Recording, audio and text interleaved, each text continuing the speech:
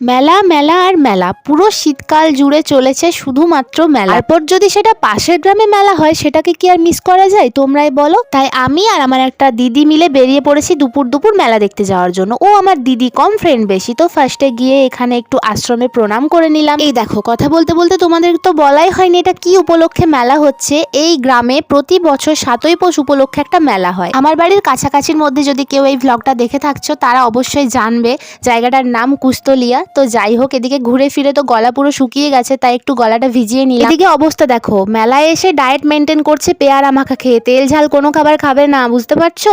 আমার ভাই অত সব হয় না, আমার চোখের সামনে যা কিছু পছন্দের খাবার পড়েছে আমি তাই খেয়ে নিয়েছি। এখানে একটু ফুচকাও খেয়ে নিয়েছি বেশি করে ঝাল দিয়ে। বারবার বলছিলাম যে আমাকে একটু বড় বড় সাইজের ফুচকা দাও, আমি সেই সব মেয়েদের মধ্যে পড়ি না যারা হাঁ করতে পারে না বড় করে, তাও সে আমাকে পুচকে পুচকে ফুচকা দিচ্ছিল। তা যাই হোক, এদিকে ছোট্টবেলার ফ্রেন্ডের সাথে দেখা করে আইসক্রিম খেতে খেতে বাড়ি চলে এলাম। টাটা।